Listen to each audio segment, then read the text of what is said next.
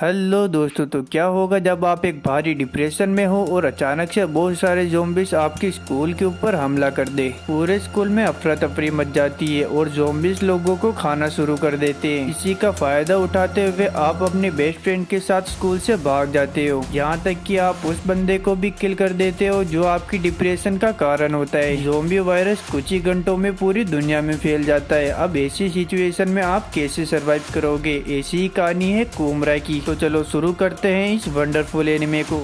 कहानी की शुरुआत में हमें अपने मेन प्रोटैगनिस्ट कामुरा को दिखाया जाता है, जो काफी उदास था और अपनी क्रश के बारे में सोच रहा था, जिसने बचपन में इससे वादा किया था कि ये दोनों बड़े होकर एक दूसरे से शादी करेंगे। लेकिन अब ये बड़े तो हो गए हैं, लेकिन वो इससे शादी नहीं करना चाहती और वो इसे छोड़कर कामुरा के बेस्ट फ्रेंड को ही अपना बॉयफ्रेंड बना लेती है और अपना बंदा इसी बात से सदमे में होता है। तभी कामुरा के पास तकारी नाम की लड़की आती है, जो उससे कहती है कि तुम कितने बेवकूफ हो, तुमने तो कॉलेज की शुरुआत में ही हार मान ली, अभी तो 5वां फेट भी खत्म नहीं हुआ कि तुम यहाँ पर आकर खड़े हो गई। तुम एक नंबर के बेवकूफ हो। पर कामुरा को तो इससे कुछ भी फर्क नहीं पड़ता। तकारी जाते हुए कहती है कि इस बंदे को कब समझ में आएगा कि मैं इसे पसंद करती हूँ। इधर कामुरा की नजर स्कूल के गेट के पास पहुँचती है, जहाँ पर एक अजीब सा आदमी गेट को खटखटा रहा होता है। कुछ टीचर्स उसके पास जाते हैं उससे पूछताछ करने के लिए, पर वो आदमी तो कुछ जवाब ही नहीं देता। इसलिए पीटी टीचर मैम के सामने इम्प्रेशन झाड़ने के लिए उस आदमी की कॉलर पकड़ लेता है, पर वो आदमी पीटी टीचर के हाथों पर ही काट लेता है और पीटी टीचर दर्द के मारे चिल्लाने लगता है और वो मर चुका था। पर थोड़ी देर बाद वो अपनी आंखें खोलता है और मैडम जी को ही काट लेता है। यह देखकर बाकी टीचर वहाँ से भागने लगते हैं। कामुरा भी दूर से यह सब देख रहा होता है। वह जल्दी से दौड़ता हुआ उसकी क्रश रोई की क्लास के अंदर आता है। वह उसका हाथ पकड़कर उसे वहाँ से ले जाने लगता है, पर रोई उससे कहती है कि आखिर ये तुम क्या कर रहे हो, तुम जलते हो ना कि मैंने तुम्हें छोड़ दिया। ये सुनते ही कामुरा उसे जोरदार थप्पड़ मारता है और बताता है, मैंने स्कूल के मेन गेट पर कुछ लोगों को मरते हुए देखा है, यहाँ पर काफी ज्यादा खतरा है। कामुरा अपने हाथों में एक हथियार को भी पकड़ लेता है सेफ्टी के लिए, पर उसका बेस्ट फ्रेंड कुछ नहीं पकड़ता क्योंकि वो कराटे ब्लैक बेल्ट है। रोई कहती है कि मेरे फादर पुलिस में, मैं उन्हें कॉल लगाती हूँ मदद के लिए, और उसके कॉल लगाते ही रोई के चेहरे की हवाइयाँ उड़ जाती है क्योंकि उनका फोन बिजी आ रहा था और आज तक ऐसा कभी नहीं हुआ। अचानक से एक अनाउंसमेंट शुरू होने लगती है कि हमारे स्कूल में कुछ अनजान लोग घुस आए हैं, सभी स्टूडेंट से अनुरोध है कि वो अपनी क्लास में ही रहे। इतना कहते ही उस अनाउंसर के ऊपर कुछ ज़ॉम्बीज हमला कर देते हैं और उसके चिल्लाने की आवाजें आने लगती है। सभी स्टूडेंट में डर का भारी माहौल होता है और जैसे ही टीचर की चौक गिरती है तो सब लोग वहाँ से भागना शुरू कर देते हैं। पहले जाने के लिए वहाँ पर धक्का मुक्की होने लगती है और कुछ लोग इसका फायदा भी उठाते हैं। इधर ये तीनों प्रिंसिपल के ऑफिस में जाने का डिसाइड करते हैं, पर रास्ते में इन्हें खुद प्रिंसिपल मिल जाता है जो ज़ॉम्बी बन चुका था। वो रोई के ऊपर हमला कर देता है, पर रोई बचते हुए किसी तरह से अपने डंडे को उसके दिल के आर पार कर देती है, पर इसके बावजूद वो नहीं मरता और वो रोई को बस काटने वाला था, पर उसका बॉयफ्रेंड आकर उसे बचा लेता है। कामरा उससे कहता है कि तुम प्रिंसिपल से जल्दी से दूर हो जाओ, वो तुम्हें काट लेगा, पर वो बंदा कहता है कि मैं कराटे ब्लैक बेल्ट हूँ तो मैं इसे आसानी से संभाल सकता हूँ, पर वो प्रिंसिपल अपनी मुंडी को पीछे घुमाते हुए उसे काट लेता है। रोई उसे बचाने की कोशिश करती है। इस पॉइंट में कामरा को समझ में आता है कि उसके प्रिंसिपल अब ज़ॉम्बी बन चुके हैं जो पहले ही मर चुके थे। रोई चिल्लाकर कामरा से कहती है कि तुम तो एक मर्द हो ना, तो जल्दी से कुछ करो। कामरा जल्दी से अपने बेड से प्रिंसिपल के सिर पर जोरदार मारता है, जिससे उसका खेल खत्म हो जाता है। यह तीनों छत पर आते हैं, जहाँ पर यह देखते हैं कि पूरे शहर में तबाही मच चुकी है, यहाँ तक कि यूएस आर्मी भी शहर के लोगों की मदद करने के लिए वहां पर पहुंच चुकी थी। पूरे शहर और स्कूल में ज़ॉम्बी घुस चुके थे, जो स्टूडेंट और बाकी लोगों को इस तरह से खा रहे थे जैसे कि वो कोई गाजर मूली हो। कुछ टीचर्स तो पागल हो चुके थे और खुद ही सुसाइड कर ले रहे थे।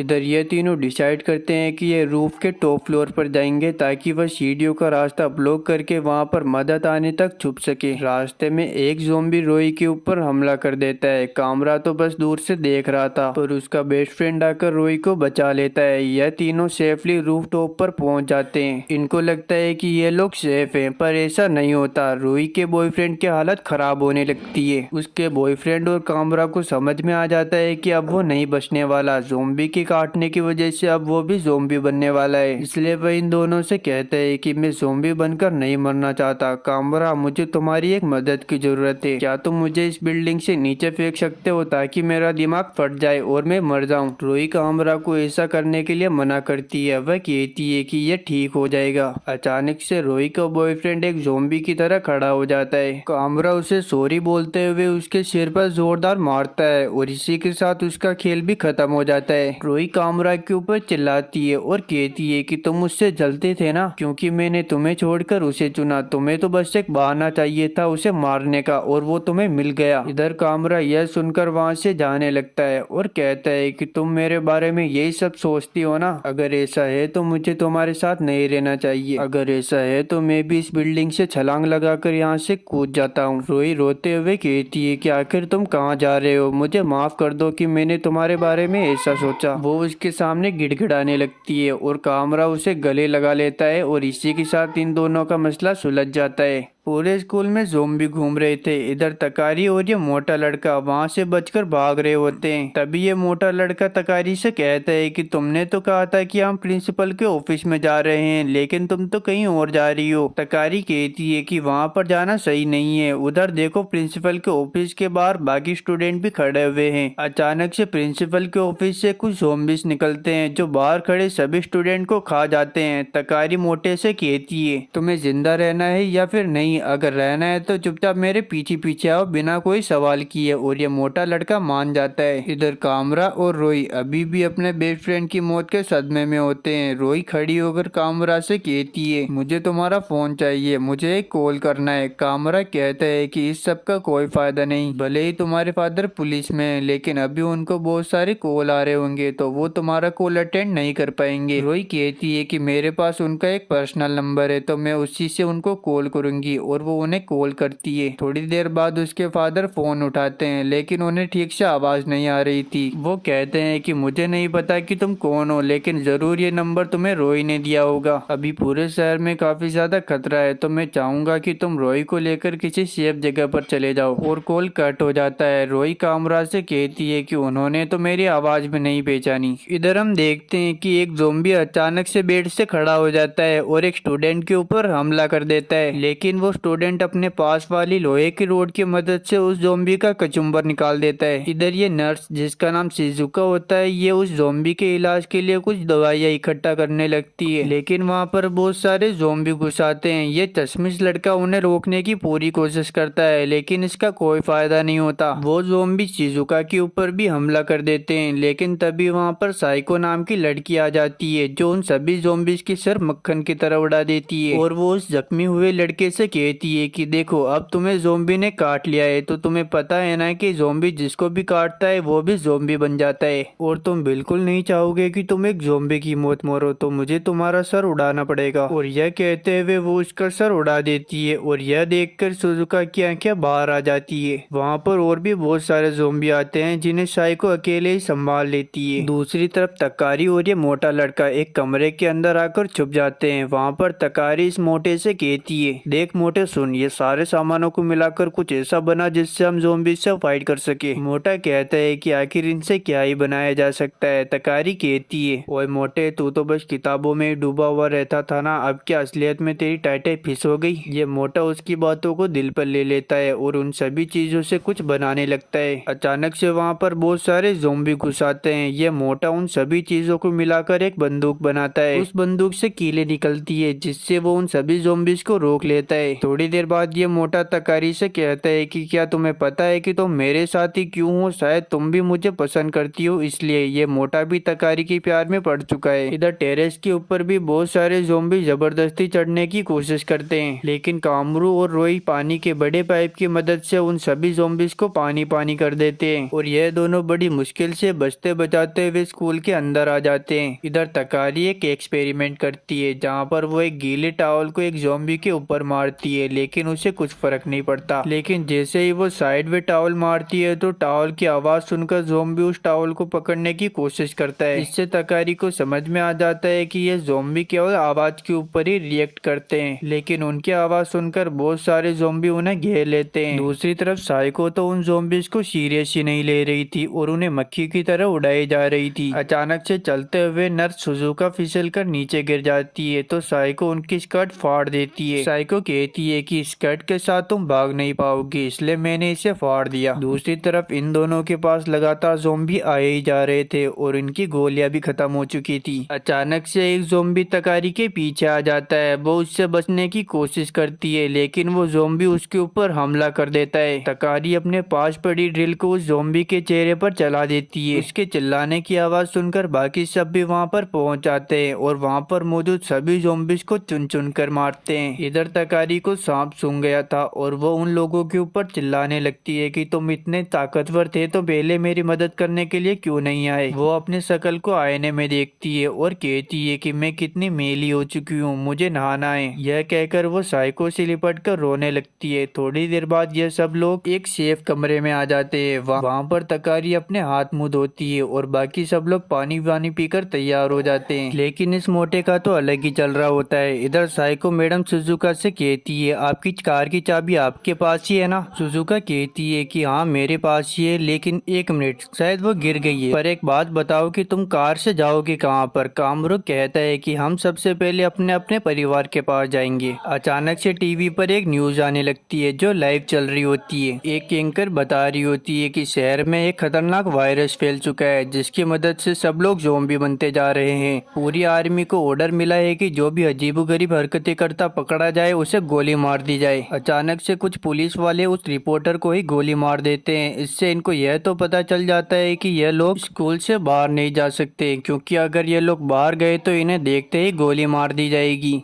इन्हें पता लगता है कि पूरे शहर के अंदर लॉकडाउन लगा दिया गया है। अमेरिका का प्रेसिडेंट भी अमेरिका को छोड़कर एक सीक्रेट आइलैंड पर शिफ्ट हो गए हैं। लंदन की रानी भी लंदन को छोड़कर किसी अलग जगह पर चली गई है। रोई कहती है कि आखिर वो लोग ऐसा कैसे कर सकते हैं, अचानक से इमरजेंसी कैसे लगा सकते हैं। कामरू कहते हैं कि क्या ये इस ज़ॉम्बी वायरस की वजह से हुआ है, क्या ऐसा भी पहले कुछ हुआ है। तकारी बताती है कि 1980 में भी एक स्पेनिश फ्लू नाम का वायरस आया था जिसकी पेट में लगभग 600 मिलियन लोग आए थे और उनमें से 150 मिलियन लोग मारे गए थे। कामरू कहते हैं कि आखिर सरकार ने इस स्पेनिश फ्लू नाम के वायरस को रोका कैसे होगा, आखिर इसका एंटीडोट कैसे बनाया होगा। तकारी बताती है कि दरअसल उस फ्लू का कोई एंटीडोट बना ही नहीं। जिन जिन लोगों में वो स्पेनिश फ्लू फैला था उन सभी को गोली मार दी गई और उन्हें खत्म कर दिया गया। इधर स्कूल में ज़ॉम्बी का काफी ज्यादा खतरा बढ़ चुका था, इसलिए ये लोग डिसाइड करते हैं कि यह सब यहाँ से जल्द निकल जाएंगे और जब तक सिचुएशन सरकार के काबू में नहीं हो जाती तब तक ये लोग एक सेफ जगह पर छुपे रहेंगे और ये लोग उन लोगों की भी मदद करेंगे जो अभी तक ज़ॉम्बी वायरस की चपेट में नहीं आए होंगे। अब ज़ॉम्बीज को मारते हुए ये लोग स्कूल से निकलने लगते हैं, लेकिन सीढ़ियों के पास इन्हें कुछ लोग दिखते हैं जिनको ज़ॉम्बीज ने घेरा हुआ था। यह सभी मिलकर उन लोगों की मदद करते हैं और उन लोगों से पूछते हैं कि आखिर तुम लोगों को किसी ज़ॉम्बीज ने काटा तो नहीं। तो ये लोग सीधा मना करते हैं कि हमें किसी ज़ॉम्बीज ने नहीं काटा और इन लोगों को भी ये लोग अपने साथ में ले लेते हैं। अब सीढ़ियों के पास भी इन लोगों को बहुत सारे ज़ॉम्बीज दिखते हैं। ये लोग सोच रहे होते हैं कि आखिर हम लोग यहाँ से बाहर कैसे निकले। तो तकारी कहती है कि हम आवाज किए बिना भी यहाँ से निकल सकते हैं। ये ज़ॉम्बीज सुन नहीं सकते, बस आवाज के ऊपर रिएक्ट करते हैं। रोई कहती है कि अगर तुम्हारी बात झूठी हुई तो क्या करेंगे। साइको कहती है कि पहले किसी एक को जाकर तकारी की बात को प्रूफ करना होगा। तो कामरा कहता है कि अगर ऐसी बात है तो पहले मैं जाता हूँ और वो धीरे धीरे बिना आवाज किए आगे बढ़ने लगता है। अचानक से एक ज़ॉम्बी कामरा के पास से निकलता है जिससे कामरा की फट जाती है। वो एक जूते को उठाता है और दूर फेंक देता है। जूते की आवाज से सारे ज़ॉम्बी जूते के पीछे चले जाते हैं और इसी का फायदा उठाते हुए ये सभी लोग स्कूल से बाहर निकलने लगते हैं। लेकिन ये बेवकूफ लड़का जो अपनी लोहे की रोड को रेलिंग पर टच कर देता है जिसकी आवाज से सभी ज़ॉम्बीज इन सभी लोगों के पीछे पड़ जाते हैं। अब इनके पास ज़ॉम्बी ज़ोंबीज से लड़ने के अलावा कोई भी रास्ता नहीं होता। अब ये लोग ज़ोंबीज को मारते हुए आगे बढ़ने लगते हैं। इधर ये मोटा भी पूरी कोशिश करता है, लेकिन एक ज़ोंबी इसे बस खाने ही वाला था। तभी कामरा आकर उसे बचा लेता है। ये सभी लोग ज़ोंबीज को धड़ाधड़ मार रहे होते हैं और एक बस की तरफ भागने लगते हैं, लेकिन रास्ते में इस बेवकूफ लड़के को सभी ज़ोंबीज मिलकर पकड़ लेते हैं और खाने लगते हैं। उस लड़के की बेस्ट फ्रेंड उसके पास जाने लगती है। तकारी उसे रोकती है और कहती है कि अब वो नहीं बचेगा, लेकिन वो लड़की कहती है कि अगर वो नहीं बचा तो मेरा भी जिंदा रहने का कोई मतलब नहीं, और वो उसके पास चली जाती है। यह सभी मिलकर जल्दी से बस के अंदर चढ़ जाते हैं। इस बस को सुजुका ड्राइव कर रही होती है। कामरा गेट को बंद करने वाला था, तभी इन्हें कुछ स्टूडेंट्स और कुछ टीचर्स दिखाई देते हैं। कामरा उनकी मदद करने के लिए जाने लगता है, पर रोई उसे रोकती है और उसके ऊपर चिल्लाती है कि तुम्हें कहीं पर भी जाने की कोई जरूरत नहीं है, वो सब खुद ब खुद आ सकते हैं। और कामरा भी उसकी बात मान लेता है। सभी स्टूडेंट बस के पास पहुंच जाते हैं, लेकिन एक स्टूडेंट वहीं पर नीचे गिर जाता है, जिसकी मदद करने के बजाय ये टीचर उसके मुंह पर लात मारता है। यह सभी लोग बस में बैठ चुके थे। अब सुजुका मैडम ज़ोंबीज के ऊपर बस को चढ़ाती हुई वहां से निकाल लेती है। थोड़ा दूर आने के बाद ये टीचर साइको से कहता है कि तुम लोगों ने हमारी जान बचाई है, तो क्या मैं जान सकता हूँ कि तुम लोगों का लीडर कौन है? साइको कहती है कि हमारा कोई लीडर वीडर नहीं है, हम लोग टीम स्पिरिट के साथ एक दूसरे की बात समझते हुए आगे बढ़ते हैं। ये टीचर कहता है कि तुम्हारा कोई लीडर नहीं है, तब तो तुम्हें काफी दिक्कत हो सकती है। तभी रोई कामरा को कहती है कि तुमने इस टीचर को बचाकर काफी बड़ी गलती कर दी, देखना ये टीचर हम सभी को लेकर डूबेगा। थोड़ा और दूर आने के बाद ये स्टूडेंट इन लोगों के ऊपर चिल्लाने लगता है, तुम लोग हमें बचाना चाहते हो, पर मुझे तो लगता है कि तुम लोग हमें मारना चाहते हो। तुम लोग अगर हमें बचाना चाहते तो किसी सेफ जगह पर हमें छुपा कर रखते, लेकिन तुम तो हमें शहर की तरफ लेकर जा रहे हो जहाँ पर ज़ोंबी भरे हुए हैं। मैडम सुजुका को भी गुस्सा आ जाता है और वह कहती है कि एक तो मैं इस बस को पहली बार चला रही हूँ, ऊपर से तुम लोग इतने बकबक किए जा रहे हो। ये लड़का काफी शोर कर रहा था, तो साइको इसी से पूछ लेती है कि आखिर तुम क्या चाहती हो। वह लड़का कामरा की तरफ इशारा करते हुए कहता है कि मुझे इस लड़के से काफी दिक्कत हो रही है। वो लड़का कामरा को मारने के लिए आगे बढ़ता है, लेकिन रोई उसकी सारी हेकड़ी निकाल देती है। यह देखकर वो टीचर कहते हैं कि तुमने बिल्कुल सही कहा, ये लड़का सभी को डिस्टर्ब कर रहा था। अब तुम मुझे बताओ कि हम लोगों में से आखिर लीडर किसको बनना चाहिए? देखो तुम सब स्टूडेंट हो और मैं एक टीचर, तो इस हिसाब से देखा जाए तो मुझे ही लीडर बनना चाहिए। उसकी यह बात सुनकर कुछ स्टूडेंट उसके लिए ताली बजाने लगते हैं। रोई कहती है कि ऐसा नहीं हो सकता। ये टीचर कहता है कि तब तो हमारे पास बस एक ही रास्ता है, हमें दो अलग अलग टीमें बनानी पड़ेगी। उसकी यह बात सुनकर रोई बस से नीचे उतर जाती है और कहती है कि मैं इस टीचर के साथ बस में नहीं जाऊंगी। कामरा रोई को समझाने की कोशिश करता है, लेकिन अचानक से एक ज़ोंबीज से भरी हुई बस उनकी बस को टक्कर मार देती है, जिससे वहां पर भयानक आग लग जाती है। यह दोनों एक टनल के अंदर बंद हो जाते हैं। साइको उनकी मदद करने के लिए वहां पर आती है, लेकिन वहां पर ज़ोंबी खड़े हुए थे, इसलिए कामरा उससे कहता है कि तुम यहाँ से जल्दी से निकल जाओ, हम दोनों तुम्हें कल इस स्टेशन के पास मिलेंगे, अगर कल नहीं मिले तो परसों मिलेंगे। यह सुनकर वो लोग जल्दी से वहां से निकल जाते हैं। इधर एक बहुत बड़ा धमाका होता है, जिससे ये दोनों बार बार बचते हैं। अचानक से एक ज़ोंबी कामरा के ऊपर हमला कर देता है, लेकिन कामरा को वह काट नहीं पाता क्योंकि उसने हेलमेट पहना हुआ था। तभी पीछे से रोई आती है और उस ज़ोंबी को मारकर वहीं पर खत्म कर देती है। थोड़ा सा आगे आने पर इन दोनों को एक बाइक मिलती है जो उसी ज़ोंबी राइडर की थी। यह दोनों उस बाइक के ऊपर बैठकर शहर की तरफ जाने लगते हैं।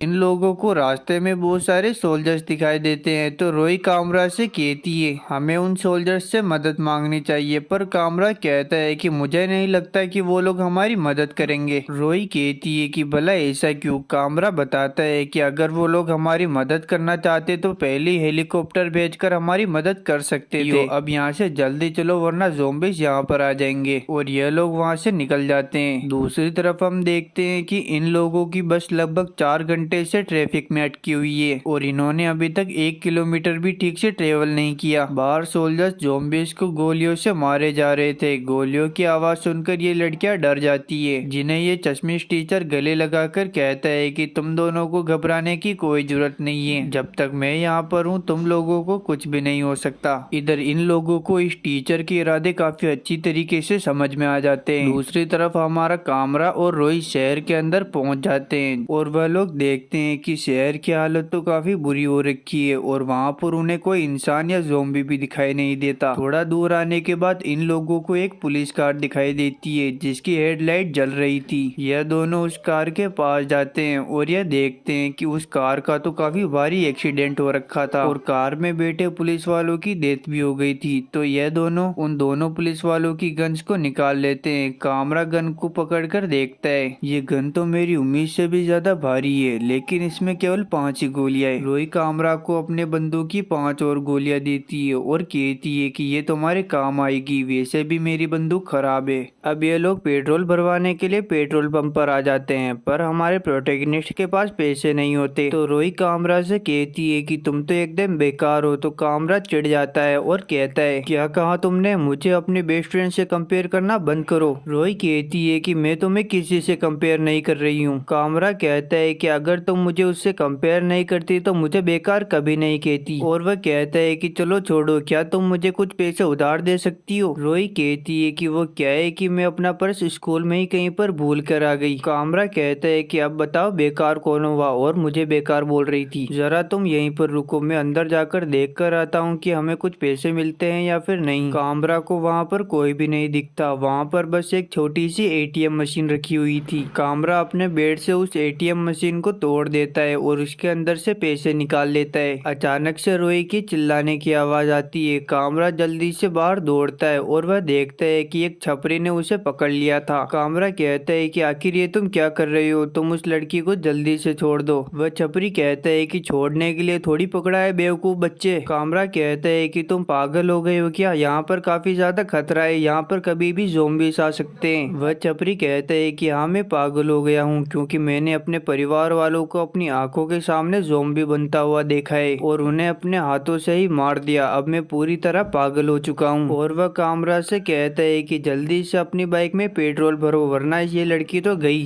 कामरा उसकी बात मानते हुए जल्दी से बाइक के अंदर पेट्रोल भर देता है, पर अभी भी वो छपरी रोई को नहीं छोड़ रहा था। तो कामरा को गुस्सा आ जाता है और वो अपनी बंदूक से उसके सीने को छल्ली छल्ली कर देता है। रोई भी उस छपरी को सबक सिखाना चाहती थी, पर कामरा कहता है कि बंदूक की आवाज सुनकर ज़ॉम्बी यहाँ पर आते ही होंगे। और यह दोनों वहाँ से चुपचाप दूर आ जाते हैं, जबकि उस पेट्रोल पंप के पास ज़ॉम्बीज़ आ चुके थे जो उस छपरी को कच्चा चबा जाते हैं। अब हम एक प्लेन को देखते हैं जो टेक ऑफ करने वाला होता है। अंदर पायलट का साथी पायलट को कहता है कि सभी पैसेंजर्स को अंदर बिठा दिया गया है और सभी की जांच कर ली गई है और ये सब सेफ है। पायलट कहता है कि अब हम उड़ने के लिए तैयार है, पर तुम मुझे यह बताओ कि तुम्हें अपनी फैमिली के पास नहीं जाना। हेल्पर कहता है कि अभी तक मुझे उनका कोई कॉल या मैसेज नहीं आया है, तो मुझे पता नहीं कि वो ठीक भी है या फिर नहीं। इधर एयरपोर्ट पर बहुत सारे ज़ॉम्बीज़ आ रखे थे, इसलिए उनका सफाई करने के लिए स्नाइपर्स को रखा जाता है। काम खत्म होने के बाद ये स्नाइपर अपने शरीर की मसाज करने लगती है और कहती है कि यहाँ पर मैं काफी घंटों से लेटी हुई थी। ये दूसरा स्नाइपर उससे कहता है कि अगर तुम्हें एतराज ना हो तो मैं तुम्हारी मसाज कर सकता हूँ। ये स्नाइपर उसे चिढ़ाते हुए कहती है कि अगर तुम मुझसे अच्छा निशाना लगा सकते तो मैं तुम्हें यह मौका जरूर देती। ऐसा तो बिल्कुल नहीं होने वाला, क्योंकि ये लड़की पूरी दुनिया की टॉप 5 स्नाइपर्स में से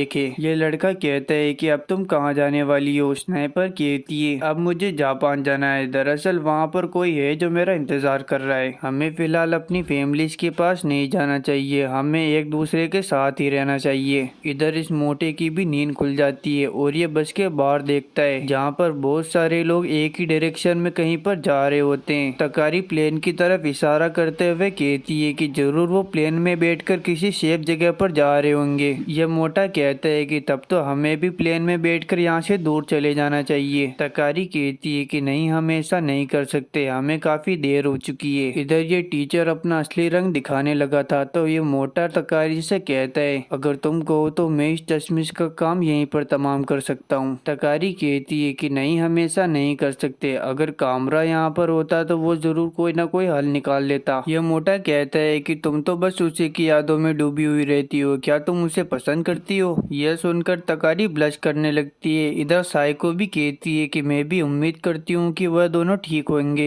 इधर शहर के अंदर कुछ गुंडे अंधाधुंध गोलियां चला रहे होते हैं, इसलिए कामरा रूही से कहता है तुम मुझे बस कस के पकड़े रहना, और वो अपनी बाइक को उन गुंडों के बीच में से निकालता है और वो इसमें कामयाब भी हो जाता है। थोड़ी दूर आने के बाद कामरा रूही से कहता है हम मेन ब्रिज से नहीं जाएंगे क्योंकि वहाँ पर पहले ही काफी सारे ज़ॉम्बीज होंगे और सोल्जर्स भी जो उन्हें संभाल रहे होंगे, हमें दूसरे ब्रिज से जाना पड़ेगा। इधर मेन ब्रिज पर बहुत सारे ज़ॉम्बीज होते हैं और पुलिस वाले उन्हें संभाल रहे होते हैं। पुलिस वालों ने नाकाबंदी भी की होती है, लेकिन कुछ छपरी लोग उस नाकाबंदी को तोड़कर अंदर घुस जाते हैं। पुलिस उन्हें वार्न करती है कि अगर तुम लोगों ने इस ब्रिज को पार करने की कोशिश की तो अच्छा नहीं होगा, लेकिन ये छपरी लोग कहाँ मानने वाले थे, तो ये पुलिस वाले अपनी वाटर गन से इन सभी को साफ कर देते हैं। इधर ये टीचर इन बच्चों से कहता है कि जिन लोगों ने हमें छोड़ा है हमें उनकी परवाह करने की कोई जरूरत नहीं है, वो सब बेकार थे, और वो उन बच्चों को अपनी बातों में फंसाने लगता है। इधर इन दोनों को यह सब काफी अच्छे से समझ में आ रहा था। तभी साइको तकारी से कहती है कि हमें ईस्ट पुलिस स्टेशन की तरफ जाना होगा, मैंने कामरा से वादा किया है कि हम वहीं पर मिलेंगे। तकारी साइको से कहती है कि तुम्हारी कोई फैमिली वेमली नहीं है क्या? साइको कहती है कि दरअसल मेरे फादर डोजो चलाते हैं और मेरी मॉम नहीं है, मेरे पास सिर्फ मैं और कामरा से किया हुआ वादा है। तकारी भी कहती है कि ईस्ट पुलिस स्टेशन के पास तो मेरा भी घर है। ये मोटा भी कहता है कि अगर ऐसी बात है तो मैं भी तकारी के साथ ही चलूंगा। वो क्या है कि मेरे फादर हीरो के व्यापारी है और वो इधर उधर घूमते रहते हैं, और मेरी मॉम फ्रांस में एक फेमस फैशन डिजाइनर है। इनकी बातें सुनकर नर्स सुजुका भी कहती है कि मेरे दोनों पेरेंट्स नहीं है तो मैं भी तुम लोगों के साथ ही चलूंगी, वैसे भी ये टीचर मुझे बिल्कुल भी पसंद नहीं है। इधर ये टीचर इन लोगों के पास आकर कहता है कि आखिर तुम लोग क्या बातें कर रहे हो? तकारी कहती है कि देखो मिस्टर, ये कोई स्कूल ट्रिप नहीं है कि हम तुम्हारी बात माने, हमें जो सही लगेगा हम वो करेंगे। ये टीचर कहता है कि तो फिर ठीक है, तो ठीक है, तुम्हें जो करना है वो करो, अगर तुम लोग चाहते हो तो इस बस से बाहर भी जा सकते हो, लेकिन तुम्हें नर्स सुजुका को यहीं पर छोड़ना पड़ेगा। तभी ये मोटा उस टीचर के ऊपर फायर कर देता है और कहता है मेरा निशाना चूका नहीं बल्कि मैंने खुद से ही साइड में फायर किया है। मैंने स्कूल में पहले ही बहुत कुछ सह लिया है, लेकिन अब नहीं, मुझे और सहने की कोई जरूरत नहीं है। तुम्हारे सिर पर जितने बाल नहीं है उससे ज्यादा ज़ॉम्बीज़ को मैंने मार दिया, अगर एक भी कदम आगे बढ़ा है तो मुझे तुम जैसे इंसान को मारने में कोई भी दिक्कत नहीं होगी। और ये लोग उसे डरा धमका कर वहाँ से निकल लेते हैं, लेकिन रास्ते में इन लोगों के ऊपर बहुत सारे ज़ॉम्बीज़ हमला कर देते हैं और इस मोटे की भी गोलियां लगभग खत्म हो गई थी, तो ये साइको से मदद मांगता है। साइको कहती है कि क्या तुम्हें मेरी तलवार चाहिए? तो मोटा कहता है कि मुझे तलवार चलानी ही नहीं आती। तभी वहाँ पर रोई और कामरा की एंट्री होती है, वो भी फिल्मी स्टाइल में, जो काफी खतरनाक होती है। कामरा इस मोटे को अपनी बंदूक देता है और ये मोटा एक शार्प शूटर बन जाता है और ये सभी मिलकर उन सभी ज़ॉम्बीज़ को चुन चुन कर मारते हैं। अब ये लोग नदी के पास बैठकर थोड़ी देर आराम करते हैं और डिसाइड करते हैं कि इन लोगों को आखिर जाना कहाँ पर है। तभी नर्स सुजुका कहती है कि हम एक काम करते हैं, मेरी फीमेल फ्रेंड के घर चलते हैं, उसका घर पास में ही है और उसके घर की चाबी भी मेरे पास है। वो क्या है कि वो इधर उधर ट्रेवल करती रहती है, तो उसके घर पर अभी कोई भी नहीं होगा। और मैं तुम लोगों को बता दूं कि उनके पास एक बड़ी सी कार है जो एक टैंक के साइज की है। ये सभी लोग ख्याली पुलाव पकाते हैं कि मैडम सुजुका का फ्रेंड दरअसल इनका बॉयफ्रेंड है। अब कामरा और सुजुका उस घर की इन्वेस्टिगेशन के लिए निकलते हैं कि वहाँ पर कोई ज़ॉम्बी वगैरह है या फिर नहीं। रात को ये सभी लोग उस घर पर पहुँच जाते हैं, जहाँ पर ये सभी हैरान होते हैं कि उसके दोस्त के पास एक मिलिट्री हैमर कार है, लेकिन अचानक से वहाँ पर बहुत सारे ज़ॉम्बीज आ जाते हैं। तो ये सभी मिलकर उन ज़ॉम्बीज का सामना करते हैं और उनका सफाया कर देते हैं।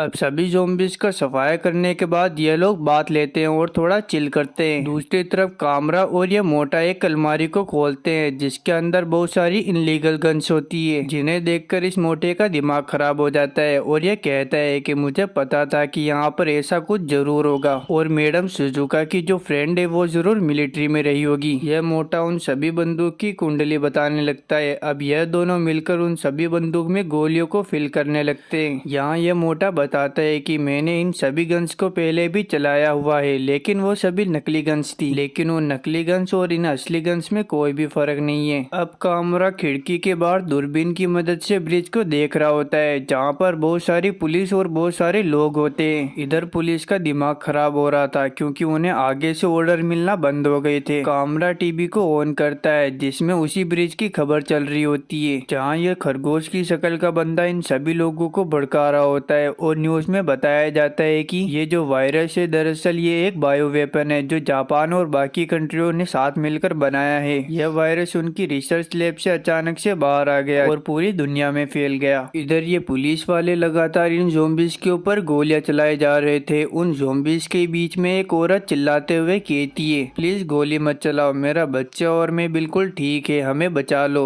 अचानक से उसी का बच्चा उस औरत को काट लेता है और दोनों ज़ॉम्बी बन जाते हैं। इधर अभी भी ये खरगोश इन सभी लोगों को भड़का रहा होता है, इसलिए एक हेड पुलिस वाला आकर इसे समझाता है कि तुम लोगों को भड़काना बंद करो, पर यह बंदा नहीं मानता, जिसकी वजह से पुलिस वाला इसे गोली मार देता है। यह दोनों ये सब न्यूज में देख रहे होते हैं। अचानक से कामरा के पीछे से कोई आता है। ये नर्स सुजुका होती है जो बिल्कुल भी होश में नहीं थी, इसलिए कामरा उसे उठाकर एक कमरे में सुला देता है। अचानक से वहाँ पर रोई भी आ जाती है और वो भी होश में नहीं थी, इसलिए हमारा कामरा उसे नर्स सुजुका के साथ ही सुला देता है और खुद नीचे आ जाता है। वहाँ पर वो साइको को देखकर काफी चौंक जाता है क्योंकि उसने इसी टाइप के कपड़े पहने हुए थे। इससे पहले कि वो साइको को कुछ बोल पाता, रोई कामरा को ऊपर से आवाज लगाती है। कामरा उसके पास चले जाता है और रोई की बातें सुनने लगता है, पर थोड़ी देर बाद रोई अपने मरे हुए बेस्ट फ्रेंड के बारे में बातें करने लगती है जो कामरा को बिल्कुल भी पसंद नहीं आता। और वह कहता है कि जो मर गया उसके बारे में बात करने का कोई मतलब ही नहीं, हमें प्रेजेंट में जीना होगा। दूसरी तरफ ब्रिज के ऊपर हालात काफी बिगड़ चुके थे और दो बुलडोजर सभी को कुचलते जा रहे थे। इधर पुलिस वालों को कुछ समझ में नहीं आता और एक हेड पुलिस वाला तो खुद को गोली भी मार लेता है। इधर कामरा को डॉग के जोर जोर से भौंकने की आवाज आने लगती है, इसलिए वो बाहर जाकर चेक करता है, जहाँ पर वो देखता है कि बहुत सारे ज़ॉम्बीज़ उसके घर के आसपास आ चुके थे।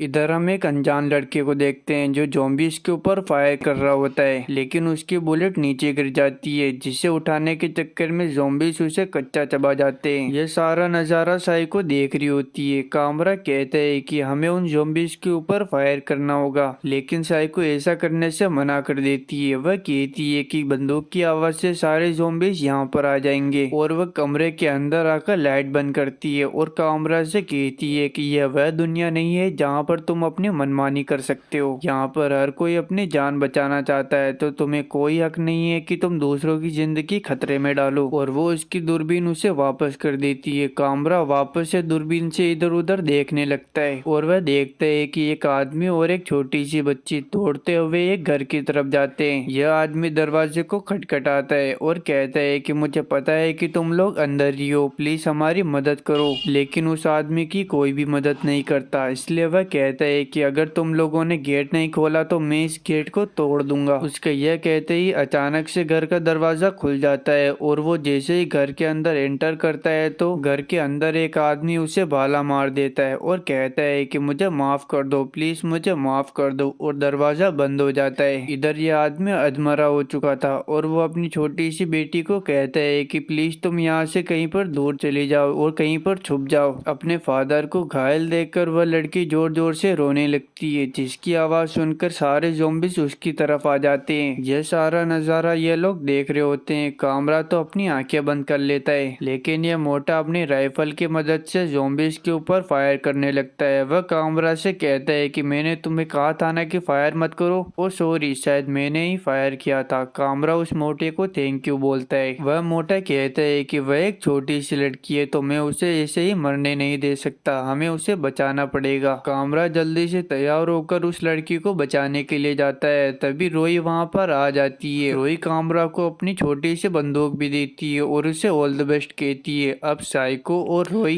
कामरा के लिए दरवाजा खोल देती है और कामरा हीरो की तरह अपनी बाइक को उड़ाते हुए ज़ॉम्बीज़ के ऊपर से लेकर जाता है। छत के ऊपर खड़ा ये मोटा ज़ॉम्बीज़ को मारते हुए कामरा का रास्ता साफ करता है। कामरा उस जगह पर पहुंच जाता है, लेकिन रास्ते में ज़ॉम्बी पड़ा हुआ था, जिसकी वजह से कामरा कामरा की बाइक स्लिप हो जाती है। इधर उस लड़की के ऊपर एक ज़ॉम्बी हमला करने वाला था, लेकिन कामरा उसे बचा लेता है और आसपास के सभी ज़ॉम्बीज को खत्म कर देता है। दूसरी तरफ तकारी इस मोटे को कहती है कि जल्दी से अपना जरूरी सामान ले लो, हमें जल्दी से यहाँ से निकलना पड़ेगा। यह सभी लोग अपना सारा सामान पैक कर लेते हैं और जाने के लिए तैयार हो जाते हैं। इधर ये मोटा भी डाकू मंगल सिंह बनकर तैयार हो जाता है, जिसे देखकर सभी लोग हैरान हो जाते हैं। दूसरी तरफ कामरा को पता चलता है कि यह आदमी इस लड़की के फादर है, इसलिए वह एक कपड़े को उसके फादर के ऊपर ढकता है और एक फूल को तोड़कर और वह लड़की उस फूल को चढ़ाकर जोर जोर से रोने लगती है। अब कामरा उस लड़की को कहता है कि तुम्हें मेरी पीठ पर आना होगा। कामरा उस लड़की के साथ साथ उस डॉग को भी उठा लेता है और वॉल के ऊपर धीरे धीरे चढ़ने लगता है। इस वक्त कामरा ऐसी सिचुएशन में होता है कि उसकी एक छोटी सी गलती उसे बाढ़ में भेज सकती है। अब इतनी दुविधापूर्ण स्थिति में इस छोटी सी बच्ची को सूसू आ जाता है। अब सूसू करने के लिए इनके पास जगह नहीं होती, इसलिए वो कामरा के ऊपर ही सूसू कर देती है। अब वहाँ पर सभी गर्ल्स कामरा की मदद करने के लिए ज़ॉम्बीज को कुचलते हुए उसके पास पहुँच जाती है, जहाँ पर साइको नीचे उतरकर कामरा का रास्ता साफ करती है और ये मोटा तो एकदम धुरंधर बन जाता है। मुझे तो ऐसा लग रहा है कि ये मोटा ही हीरो है। अब कामरा के पास वो कार पहुँच जाती है, इसलिए कामरा छलांग लगाकर उस कार के ऊपर चढ़ जाता है और ज़ॉम्बीज को उड़ाते हुए ये लोग बड़े आराम से वहाँ से निकल जाते हैं। दूसरी तरफ हमें दिखाया जाता है कि यूएस प्रेसिडेंट के प्लेन तक में ज़ॉम्बीज घुस आए थे,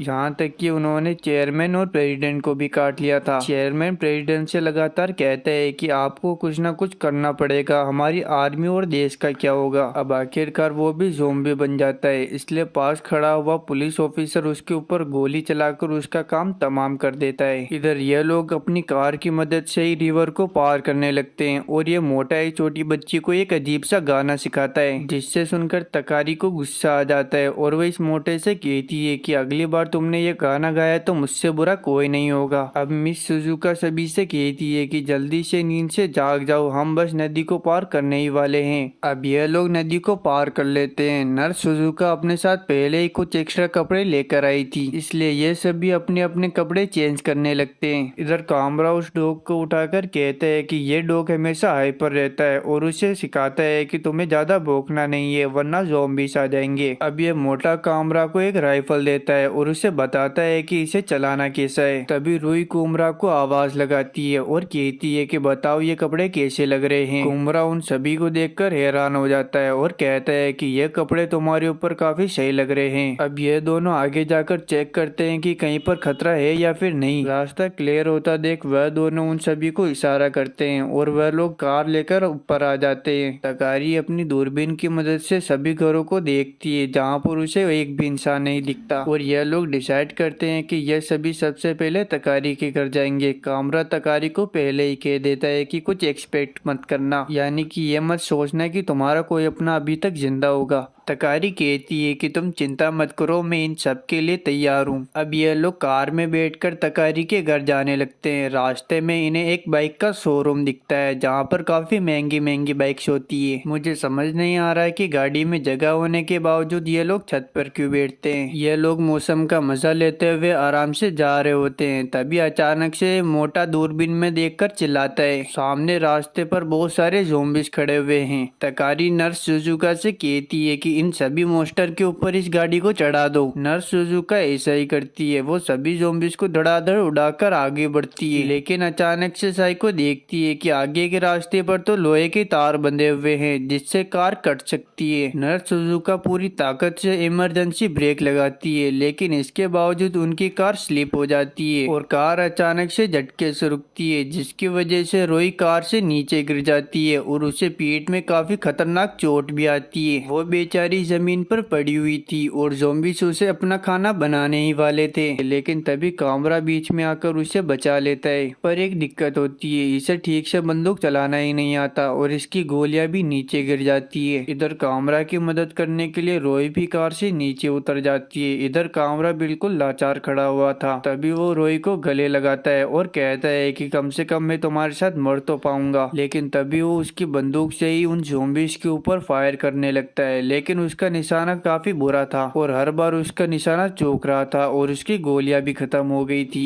इधर इस मोटे की भी गोलियां खत्म हो जाती है, इसलिए ये छोटी बच्ची से कुछ गोलियां मांगता है। वह इसे जल्दी से गोलियां दे देती है और ये मोटा कहता है कि अब मैं दिखाता हूँ मौत का असली तांडव। अब ये मोटा पागलों की तरह इनके ऊपर अंधाधुंध गोलियां चलाता है। इधर नर्स सुजुका के लाख ट्राई करने के बावजूद ये कार स्टार्ट ही नहीं होती। अब तकारी भी बाकी सबकी मदद करने के लिए कार से बाहर आ जाती है। वह ज़ॉम्बीज़ से कहती है कि तुम्हें क्या लगा कि मैं एक डरपोक लड़की हूँ जो तुम लोगों से इतनी आसानी से डर जाएगी। और वो भी ज़ॉम्बीज़ के ऊपर धड़ाधड़ गोलियां चलाने लगती है, लेकिन ज़ॉम्बीज़ से फाइट करते करते इन लोगों को शाम हो जाती है। इसके बावजूद उन ज़ॉम्बीज़ की संख्या कम ही नहीं हो रही थी और सब लोग काफी थक भी गए थे। अब कामरा तकारी से बंदूक लेता है और कहता है कि अब बहुत हो गया, अब मुझे ये करना ही पड़ेगा। और वो दौड़ता हुआ ज़ॉम्बीज़ के बीच में घुस जाता है। उसके पीछे पीछे साइको भी आ रही थी। यह दोनों अपनी गन्स को आसपास मारते हुए जा रहे थे ताकि उनकी आवाज सुनकर वो सभी ज़ॉम्बीज़ उन लोगों के पीछे आ जाए। यह लोग दौड़ते हुए एक ऊंची जगह पर चले जाते हैं। यह सोचते हैं कि इनका प्लान कामयाब हो गया, लेकिन एक दिक्कत हो जाती है। केवल आधे ज़ॉम्बी ही इनके पीछे आते हैं, बाकी के ज़ॉम्बीज़ उधर ही रुक जाते हैं। कामरा रेलिंग के ऊपर बंदूक मारते हुए कहता है कि बेवकूफो, उधर नहीं इधर आओ। यह लोग काफी बुरे फंस चुके थे, इसलिए ये मोटा इस बच्ची से कहता है तुम्हारा साइज काफी छोटा है तो तुम इन जालों से काफी अच्छे से बाहर निकल सकती हो। लेकिन ये लड़की रोने लगती है और कहती है कि तुम भी मेरे फादर की तरह चेहरा बना रहे हो जब वो मर रहे थे। तभी तार के दूसरे साइड से कुछ सोल्जर्स आ जाते हैं जो आते ही आसपास के सभी ज़ॉम्बीज़ को मारना शुरू कर देते हैं। रास्ता क्लियर होते ही वो इन सभी लोगों को एक एक करके रेस्क्यू कर लेते हैं। अब यह सभी लोग सही सलामत होते हैं, लेकिन कामरा और साइको वहीं पर अटक जाते हैं। नर्स सुजुका उनका शुक्रिया अदा करती है। इधर तकारी को पता चलता है कि यह औरत और कोई नहीं बल्कि उसकी मोम है। तकारी उनसे गले मिलती है और कहती है कि आपको देखकर काफी अच्छा लगा। अब वो दौड़ते हुए कामरा और साइको से कहती है कि हम लोग हमारे मेंशन की तरफ जा रहे हैं, तुम दोनों भी जल्द से जल्द हमारे घर पर आ जाना। इधर यह दोनों दौड़ना शुरू करते हैं।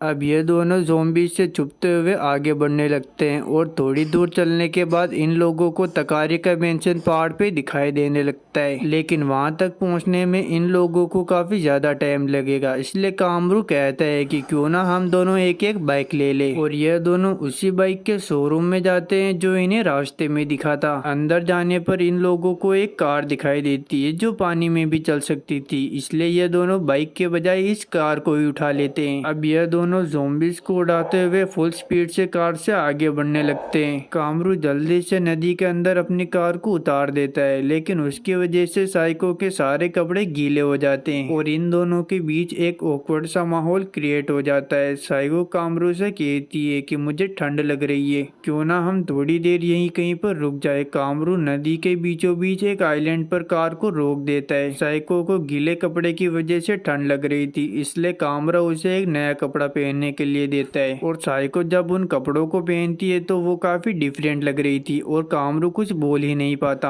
रात को ये दोनों वहाँ से निकल जाते हैं, लेकिन ये बंदा पागल होता है और अपनी कार को वापस से पानी के अंदर कुदा देता है, जिससे साइको के वापस से कपड़े गीले हो जाते हैं। साइको कहती है कि क्या तुम्हें लड़कियों को भिजाने में मजा आता है। कामरू एक गंदी सी स्माइल देता है और टेप की मदद से कार को और फाउंटेन को एक दूसरे से बांध देता है और कार गोल गोल घूमने लगती है। साइको समझ जाती है और कहती है तुम इस कार की आवाज की मदद से सभी ज़ॉम्बीज़ को यहाँ पर इकट्ठा करना चाहते हो, तुम तो एकदम कमाल के हो। अब ज़ॉम्बीज़ वहाँ पर आना शुरू कर देते हैं। साइको भी एक एक करके सभी को मजा चखाने लगती है। ये लड़की उन सभी ज़ॉम्बीज़ को ऐसे काटे जा रही थी जैसे कि वो कोई गाजर मूली हो, लेकिन अचानक से साइको के सामने दो छोटे ज़ॉम्बीज़ आ जाते हैं, जिन्हें देखकर पता नहीं साइको को क्या हो जाता है और वो वहीं पर स्टक हो जाती है। लेकिन कामरू उसे बचा लेता है और वो साइको का हाथ पकड़कर उसे वहाँ से भगा ले जाता है। अब यह दोनों एक मंदिर में आकर छुप जाते हैं। कामरू कहता है कि जब तक सुबह नहीं हो जाती हमें यहीं पर रुकना चाहिए और वो साइको को एक थैली भी देता है और कहता है कि आज के लिए यही हमारा टॉयलेट है। और यह सुनकर साइको हंसने लगती है। अब अचानक से साइको कामरा से पूछती है कि क्या तुम किसी ऐसी लड़की से शादी करोगे जिसने किसी का मर्डर किया हो। कामरू कहते है कि आखिर तुम कहना क्या चाहती हो। साइको अपना एक पास्ट बताती है जहाँ पर एक आदमी उसे परेशान किया करता था, लेकिन एक दिन उसने अपनी तलवार से उसको मौत के घाट उतार दिया और उसे मारने में उसे काफी ज्यादा मजा आया। और वह कहती है कि क्या तुम ऐसी लड़की से शादी करोगे जिसे लोगों को मारने में काफी मजा आता हो। कामरू उससे कहता है कि तुमने अभी जो कुछ भी कहा वो सब गलत है। वो आदमी तुम्हें परेशान कर रहा था तो तुमने बस उसे सबक सिखाया। कभी कभी हमारे पास ऐसी सिचुएशन आ जाती है जहाँ पर हमें किसी को मारना भी पड़ सकता है। और हाँ, अगर वो लड़की तुम्हारे जैसी हो तो मैं उससे शादी जरूर करना चाहूंगा। अब यह दोनों सो जाते हैं और सुबह होने पर यह दोनों मंदिर से बाहर आ जाते हैं। कामरू कहता है कि यहाँ पर एक भी ज़ॉम्बी नहीं है तो हमें जल्दी से यहाँ से निकलना पड़ेगा, लेकिन अचानक से वहाँ पर बहुत सारे ज़ॉम्बीज आना शुरू कर देते हैं। कामरू साइको से कहता है कि लड़ने के लिए तैयार हो जाओ, पर साइको तो लड़ने के मूड में ही नहीं थी। पता नहीं उसे क्या हो गया था, इसलिए कामरू साइको को कॉन्फिडेंस दिलाता है। वो उससे कहता है कि अपने पास्ट को भूल जाओ, जो हुआ उसे पीछे छोड़ दो। उन बातों को याद करने का कोई मतलब नहीं जो तुम्हें बार बार अंदर से दुख देते हैं। कामरू साइको को बहुत ज्यादा कॉन्फिडेंस दिला देता है और इतना कॉन्फिडेंस दिला देता है कि साइको अकेले ही सारे ज़ॉम्बीज को खत्म कर देती है। ये लड़की अकेली इतनी ताकतवर है कि बिना किसी की मदद के भी ये सरवाइव कर सकती है। अब सभी ज़ॉम्बीज का काम तमाम करने के बाद ये लोग तकारी के मेंशन की ओर जाने लगते हैं। अब एक दूसरे के गले लगते हुए ये लोग रेंगते रेंगते तकारी के मेंशन तक पहुंच जाते हैं। तकारी उन दोनों को देख लेती है, लेकिन वो बिल्कुल भी खुश नहीं होती क्योंकि वो दोनों साथ में गले लगे हुए थे। लेकिन इस मोटे और इस छोटी बच्ची को बहुत ज्यादा खुशी होती है।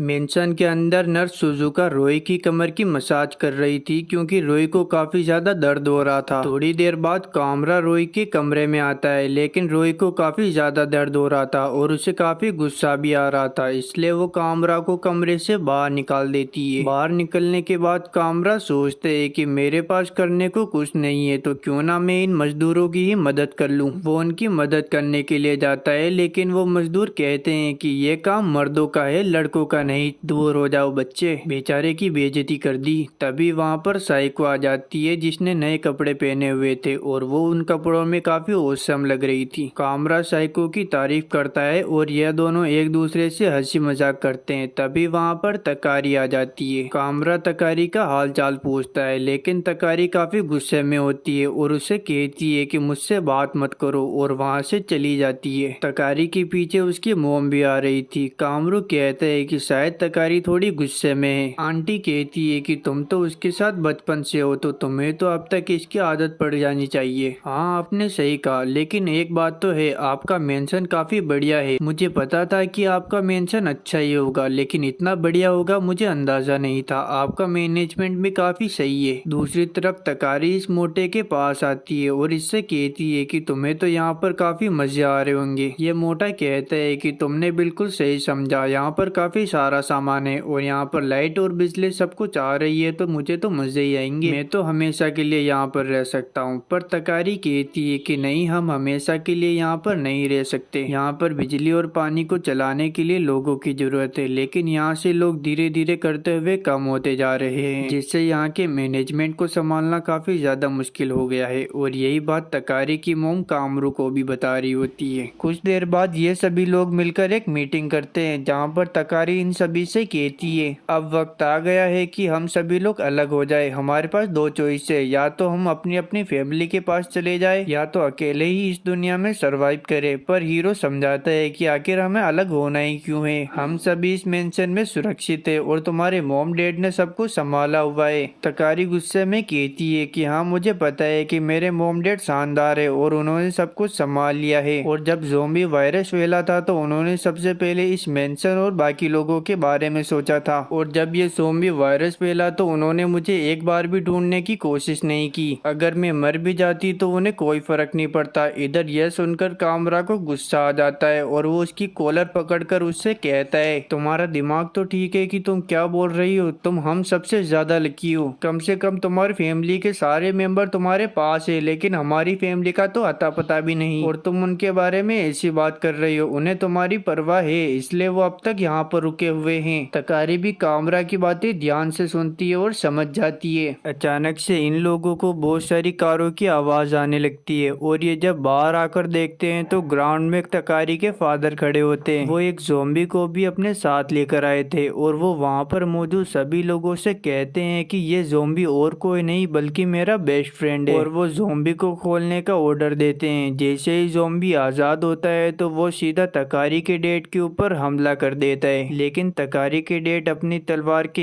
एक वार से ही ज़ॉम्बी के सिर को धड़ से अलग कर देते हैं और उसका सिर सीधा फाउंटेन के अंदर जाकर गिरता है। अब तकारी के डैड उन सभी लोगों से कहते हैं, चाहे बच्चा हो, बूढ़ा हो, भाई हो, बहन हो या फिर परिवार का कोई और सदस्य या फिर दोस्त ही क्यों ना हो, जो भी इस ज़ॉम्बी वायरस से इन्फेक्टेड दिखे उन सभी लोगों को मार दो। तुम्हारे पास जीने का यही तरीका है और अपने आसपास के लोगों को बचाने का भी। और यह कहकर वो वहाँ से चले जाते हैं। इधर ये मोटा ऊपर से कहता है कि जापानीज तलवार काफी ज्यादा ताकतवर होती है, लेकिन अगर 3 बार से ज्यादा इस्तेमाल किया जाए तो वो कमजोर हो जाती है। साइको कहती है कि मैंने तो ट्रेनिंग के दौरान यही जाना है कि तलवार से ज्यादा फाइटर के फाइटिंग स्पिरिट ताकतवर होती है, लेकिन ये मोटा नहीं मानता और वहाँ से गुस्सा होकर वहाँ से भाग जाता है। इधर कामरा उसे मनाने के लिए उसके पीछे पीछे आता है। थोड़ी देर बाद हम देखते हैं कि इस मोटे को कुछ लोगों ने घेर लिया है और वो सब इससे इनकी बंदूकें मांग रहे हैं, लेकिन यह मोटा कहता है कि इन बंदूकों को मुझसे अच्छा कोई भी नहीं चला सकता, मैं इन्हें तुम्हें नहीं दे सकता। तभी वहाँ पर तकारी के डैड आते हैं जो उस मोटे से कहते हैं कि तुम मुझे यह बता दो कि तुम किस काम में ज्यादा अच्छे हो। यह सुनकर ये मोटा एकदम चुप हो जाता है। तभी वहाँ पर कामरू आता है जो उनसे कहता है, ये बंदा आपकी बेटी को बचाने में सबसे अच्छा है, इसने कई बार ज़ॉम्बीज़ से आपकी बेटी को बचाया है और ये काम उससे अच्छा कोई भी नहीं कर सकता। और धीरे धीरे करते हुए सारे मेंबर वहाँ पर पहुँच जाते हैं जो उस मोटे को प्रोटेक्ट कर लेते हैं। तकारी भी इस मोटे की साइड लेती है। यह देखकर ये मोटा भी काफी ज्यादा इमोशनल हो जाता है। इधर यह आदमी जो तकारी के मेंशन में होता है, ये किसी अनजान आदमी को कॉल लगाता है और उससे बताता है कि ये सभी लोग 2 दिन में यहाँ से निकलने वाले हैं और ये और कोई नहीं बल्कि ये टीचर होता है।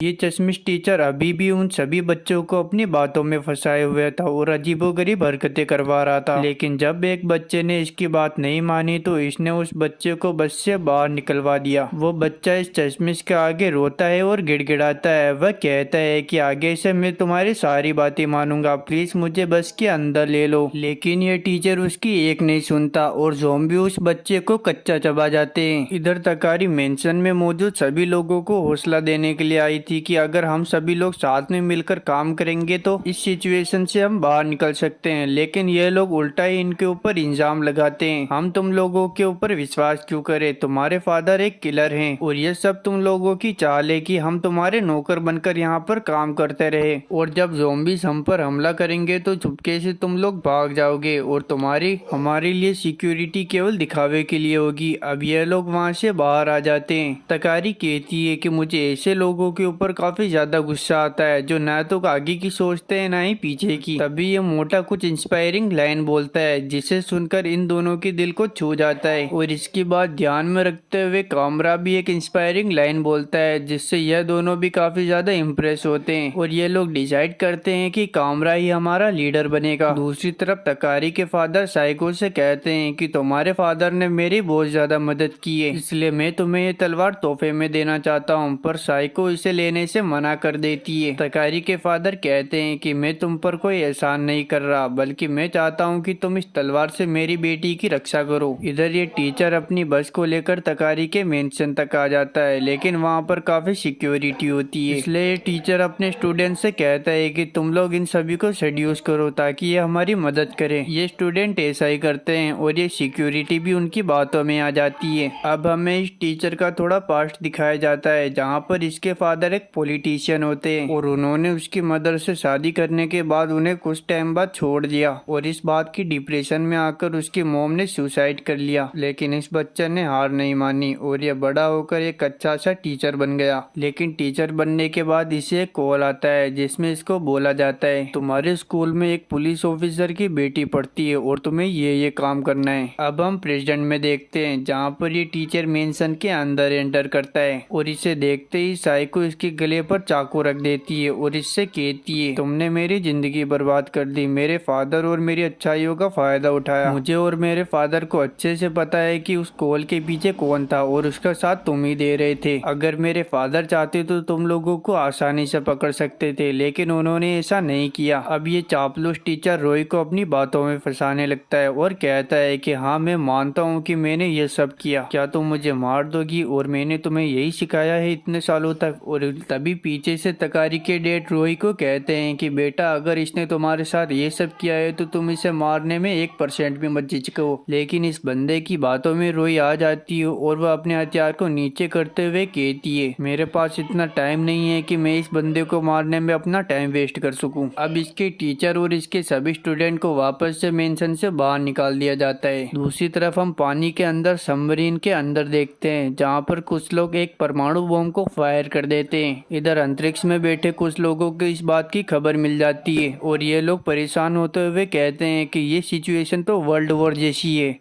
अभी जो मिसाइल फायर हुई थी उसे रोकने के लिए दूसरे देशों की आर्मी भी अपनी अपनी मिसाइल्स को फायर करती है। विशाल समुद्र में भी ये ज़ोंबी वायरस इंसानों का पीछा नहीं छोड़ता और वहाँ पर भी बहुत सारे लोग ज़ोंबी बन जाते हैं। इधर जब वो मिसाइल आसमान में फटती है तो एक बहुत बड़ा धमाका होता है, जिसे अंतरिक्ष से भी देखा जा सकता था। अब हमें थोड़ा पास्ट में दिखाया जाता है, जहाँ पर नर्स सुजुका सभी लोगों के पास आकर कहती है कि मुझे अपने फ्रेंड का नंबर याद आ गया है और वो कुमरा से कॉल करने के लिए फोन मांगती है। वह अपनी दोस्त का नंबर डायल करती है और उसे फोन करती है। इधर सभी लोग काफी खुश होते हैं। दूसरी तरफ नर्स सुजुका की दोस्त फोन उठाती है और इन दोनों में हाई हिलो होता ही है। तभी इसका फोन ब्लास्ट कर जाता है और इससे धुआं बाहर निकलने लगता है। अचानक से इसके पीछे काफी बड़ा धमाका होता है और इससे काफी तेज रोशनी निकलती है। यह वही मिसाइल होती है। इधर रोई अपने गन की इलेक्ट्रिक स्कोप में देखती है, जिसका स्कोप एकदम खराब हो चुका था। पूरे देश की बिजली जा चुकी थी और सारे इलेक्ट्रॉनिक सामान, कंप्यूटर वगैरह भी खराब हो चुके थे। यहाँ तक कि इस चश्मिश की बस भी खराब हो जाती है। यह बस को रोकने की कोशिश करता है, लेकिन बस रुकने का नाम ही नहीं लेती और बस सीधा जाकर डिवाइडर से टकरा जाती है। जब इस टीचर को होश आता है तो यह देखता है कि इसके आसपास बस ज़ोंबी भरे हुए हैं। इधर तकारी सभी को बताती है कि शायद ये एक इलेक्ट्रोमैग्नेटिक पल्स अटैक था। जब ये मिसाइल आसमान में पड़ती है तो इससे इलेक्ट्रॉन बाहर निकलते हैं और इसके इलेक्ट्रॉन जितने भी इलेक्ट्रॉनिक चीजों पर पड़ते हैं वह सारी इलेक्ट्रॉनिक चीजें खराब हो जाती है। नर्स सुजुका भी रोने लगती है। यह लोग उजाले के लिए कैंडल्स का इस्तेमाल करते हैं, लेकिन एक दिक्कत हो जाती है। अचानक से तकारी के मेंशन में ज़ोंबीज आना शुरू हो जाते हैं। तकारी के फादर ऑर्डर देते हैं कि जल्दी से गेट को बंद करो। यह लोग जल्दी से गेट को बंद करते हैं, लेकिन एक ज़ोंबी अंदर घुस आता है, जिसे यह मोटा हेडशॉट लगाकर खत्म कर देता है। इधर तकारी की मोम अपने फाइटिंग मोड में आ जाती है। तकारी कहती है कि आपने गन चलाना कब सीखा? तो तकारी की मोम कहती है कि जब तुम हॉस्टल में थी तब सीखा था। इधर गेट के पास ज़ोंबीज की सुनामी आ गई थी, जिसके प्रेशर की वजह से मेंशन का गेट पूरी तरीके से टूट जाता है और ज़ोंबी अंदर घुस आते हैं। ज़ोंबी अंदर आते ही आसपास में जितने भी लोग होते हैं उन सभी के ऊपर हमला कर देते हैं। एक ज़ोंबी इस आंटी को भी खाने वाला था, लेकिन यह आंटी अपने चाकू की मदद से उस ज़ोंबी को काट डालती है। तभी पीछे से एक ज़ोंबी उसे पकड़ लेता है और धीरे धीरे करते हुए बहुत सारे ज़ोंबी उसे कच्चा चबा जाते हैं। इधर हाई स्कूल की पूरी टीम सभी ज़ोंबी से फाइट कर रही होती है और उन्हें चुन चुन कर मार रही होती है। चारों तरफ आग ही आग लग जाती है। सिचुएशन काफी खराब हो चुकी थी, इसलिए तकारी के फादर तकारी से कहते हैं कि तुम जल्दी से अपने सभी दोस्तों को लेकर यहाँ से निकल जाओ, पर तकारी इस सब के लिए मना कर देती है। वह कहती है कि मैं भी आपके साथ यहीं पर रुकूंगी। तभी तकारी की मोम तकारी को एक जोरदार थप्पड़ मारते हुए कहती है कि तुम्हें अपने फादर की बात माननी चाहिए। इधर तकारी अपने सभी दोस्तों को साथ लेकर एक कार के पास चली जाती है। इधर तकारी के मोम और डैड दोनों ज़ोंबीज का सफाई करते हैं और इसमें वो काफी ज्यादा कूल लग रहे थे। इधर एक ज़ोंबी रोई के ऊपर हमला कर देता है और उसकी गन लेने की कोशिश करता है, लेकिन तभी कामरा आकर उसे बचा लेता है। अब इन लोगों की कार चलने के लिए बिल्कुल तैयार होती है। ये सभी लोग इस मैकेनिक को भी अपने साथ चलने के लिए कहते हैं, लेकिन ये मैकेनिक कहता है कि तुम लोग जाओ, मैं तुम्हारे साथ नहीं आ सकता, मैं यहीं पर ज़ॉम्बीज़ का सफाया करूंगा।